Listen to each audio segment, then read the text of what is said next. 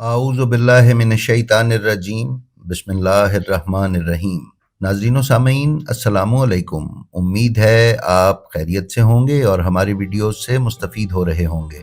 नाज़रीन व सामीन, वीडियो पर जाने से पहले हम रोज़ की तरह आपसे गुजारिश करते चलें कि आप हमारे नए शुरू किए जाने वाले channel blend of history English की हौसला अफजाई फरमाते हुए उसे सब्सक्राइब कर लें और अपने बैरून मुल्क पाकिस्तानी अजीज़ों को उसका लिंक शेयर कर दें ताकि उलूम मोहम्मद व आले मोहम्मद की नशर व अशाअत में आपकी हिस्सेदारी बरकरार रहे। नाजरीन, वाक़या करबला इंसानी तारीख़ का एक ऐसा अलमिया है जिसकी कोई मिसाल हमें नहीं मिलती। ये एक ऐसा सानेहा है जिस पर इंसान तो क्या, अल्लाह की हर मखलूक ने ना सिर्फ गिरिया किया बल्कि उस पर अपना रद्द अमल भी जाहिर किया। नाजरीन, वाक़या करबला जब पेश आया तो उस वक्त आज की तरह के कम्युनिकेशन के ज़राए मौजूद ना थे कि लोग फ़ौरन जान सकते कि करबला में एक ऐसा जानलेवा हादसा वुकू पजीर हो चुका है।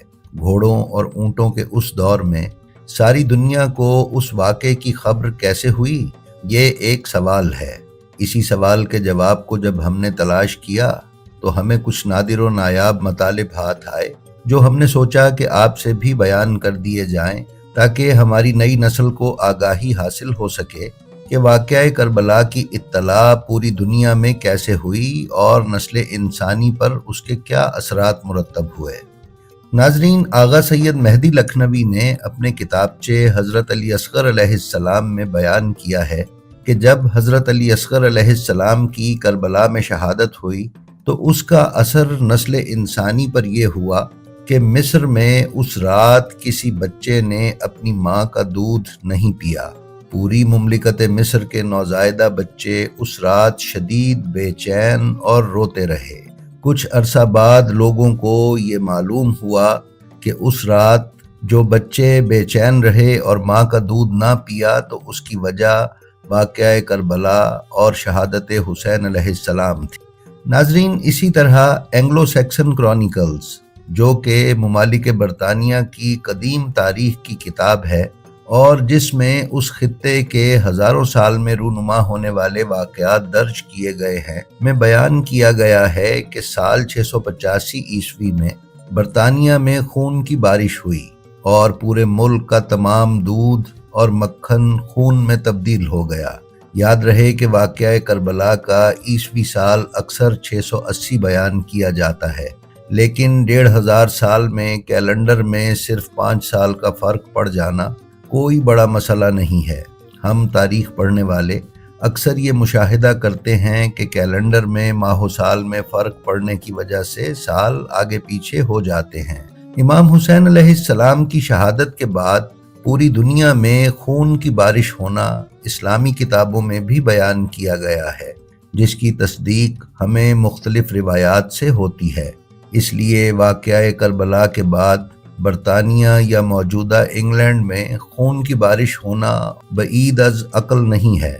अभी हम जो रिवायात इस्लामी कुतुब से आपकी खिदमत में पेश करेंगे उसमें भी आप देखेंगे कि खून की बारिश का तज़किरा सराहतन किया गया है।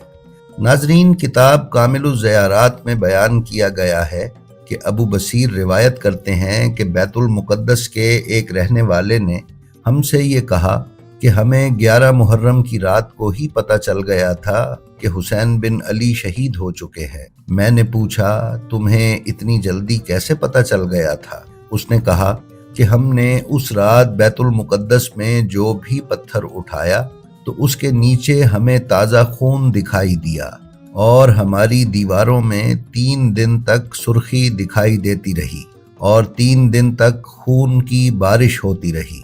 निस्फ शब के वक्त हमने किसी नादीदा मनादी की ये सदा सुनी कि क्या कातिलीन हुसैन अलैहिस्सलाम का गिरोह क़यामत के दिन उसके नाना की शिफाअत का उम्मीदवार हो सकता है? खुदा की पनाह, तुम्हें अहमद और अबू तुराब की शिफाअत कभी नसीब न होगी।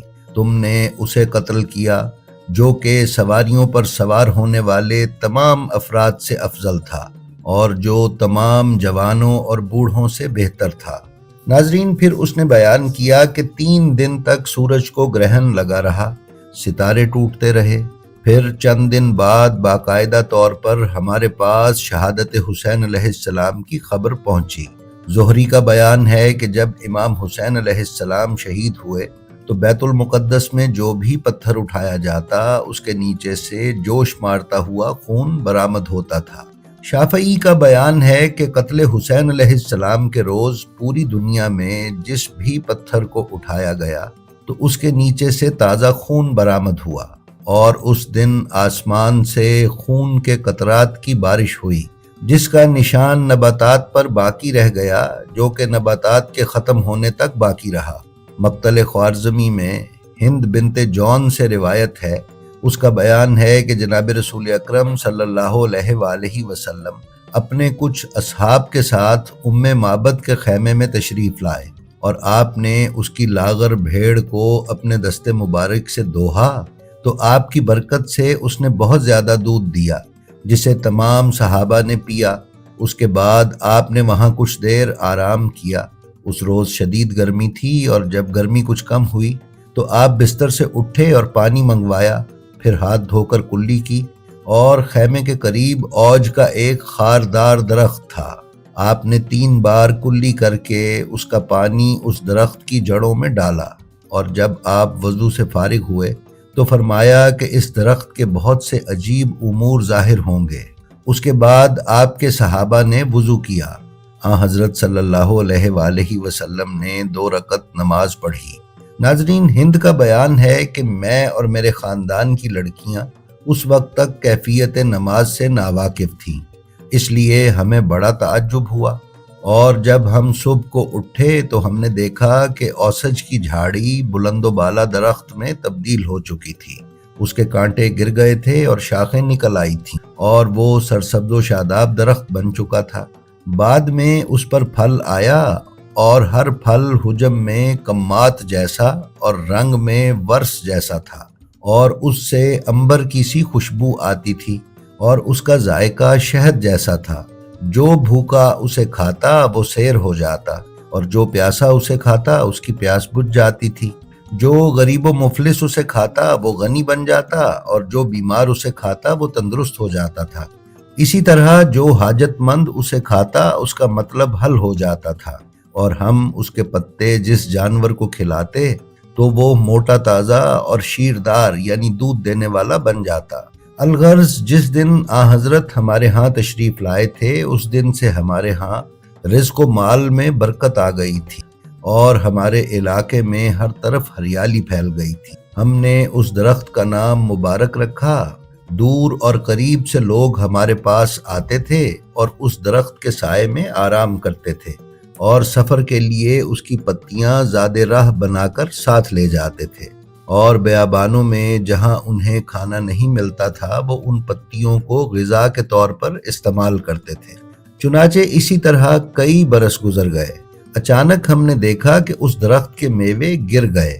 یہ حال دیکھ کر ہم سخت پریشان ہوئے۔ چند روز بعد ہمیں پتہ چلا کہ جس دن یہ درخت متغیر ہوا تھا اس دن رسول خدا صلی اللہ علیہ وآلہ وسلم کی رحلت ہوئی تھی۔ اس کے بعد اس درخت نے پھر میوہ دیا، جو پہلے میووں سے حجم میں کچھ چھوٹا تھا اور پہلے سے ذرا کم خوش ذائقہ تھا، اور کئی برس اسی حالت میں گزر گئے۔ پھر اچانک ایک صبح ہم نے دیکھا کہ اس درخت میں تمام کانٹے پیدا ہو گئے، اور اس کے پتے گر گئے، اور شاخوں سے تر و تازگی رخصت ہو گئی، اور اس کے سب پھل بھی گر گئے۔ کچھ دنوں بعد ہمیں پتہ چلا کہ جس دن اس درخت میں تبدیلی ہوئی تھی اسی دن امیر المومنین علیہ السلام کی شہادت ہوئی تھی۔ امیر المومنین علیہ السلام کی شہادت کے بعد پھر اس درخت پر میوہ نہ لگا، البتہ پھر بھی ہم اس سے استفادہ کرتے رہے۔ ہم اس درخت کے پتے توڑ کر بیماروں کو دیتے تھے جس سے وہ شفا یاب ہو جاتے تھے۔ ایک عرصہ اسی حالت میں گزر گیا۔ پھر جب ایک صبح ہم اٹھے تو ہم نے ایک ہولناک منظر دیکھا۔ اس درخت کی جڑوں سے تازہ خون نکل کر زمین پر بہہ رہا تھا، اور اس درخت کے پتے بھی مرجھا چکے تھے، اور ہر پتے سے خون کے تازہ قطرے گر رہے تھے۔ یہ منظر دیکھ کر ہمیں یقین ہو گیا کہ دنیا میں کوئی سنگین واقعہ پیش آیا ہے۔ ہم تمام شب غمگین و مخزون رہے اور کسی اہم خبر کے منتظر تھے۔ جب رات اچھی طرح سے چھا گئی تو اس درخت کے نیچے سے رونے کی آواز بلند ہوئی۔ یوں لگتا تھا جیسے کوئی عورت بین کر کے کہہ رہی ہو، ہائے فرزند نبی، ہائے فرزند وسیع، ہائے ہمارے محترم سرداروں کے آخری فرد۔ اس کے علاوہ اور بھی بہت صدائیں آتی رہیں جو ہماری سمجھ سے باہر تھیں۔ کچھ عرصے کے بعد ہمیں امام حسین علیہ السلام کی شہادت کی اطلاع ملی۔ اس کے بعد وہ درخت بالکل خشک ہو گیا اور ہوا اور بارش کے زور سے اس کی شاخیں ٹوٹ گئیں اور اس کا نام و نشان تک باقی نہ رہا۔ ناظرین، عبداللہ بن محمد انصاری کا بیان ہے کہ مدینہ طیبہ میں میری ملاقات دیبل خزائی سے ہوئی، اور جب ان کے سامنے اس درخت کا واقعہ بیان کیا گیا تو انہوں نے کہا کہ یہ واقعہ بالکل سچا ہے، کیونکہ میرے والد نے میرے دادا سے اور انہوں نے اپنی ماں سعیدہ دختر مالک خزائی سے روایت کی تھی کہ میں نے حضرت علی علیہ السلام کے عہد امامت میں اس درخت کو دیکھا تھا اور اس کا پھل بھی کھایا تھا۔ ناظرین، یہ واقعہ آپ کتاب معجزات آل محمد، جو کہ مدینۃ المعاجز کا اردو ترجمہ ہے، میں بھی ملاحظہ فرما سکتے ہیں۔ جی تو ناظرین، یہ تھی ہماری آج کی ویڈیو۔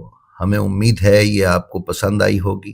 اگر آپ ہمارے چینل بلینڈ آف ہسٹری پر نئے ہیں تو برائے مہربانی اسے سبسکرائب کر لیں اور اس کے بیل آئیکن پر کلک کر کے آل نوٹیفیکیشنز کی سیٹنگ کا انتخاب کر لیں۔ ہم آپ سے یہ بھی درخواست کرتے ہیں کہ آپ اپنا اور اپنے متعلقین کا بے حد خیال رکھیں اور خلق خدا میں آسانیاں تقسیم کرتے رہیں۔ خدا آپ کا حامی و ناصر ہو۔ السلام علیکم۔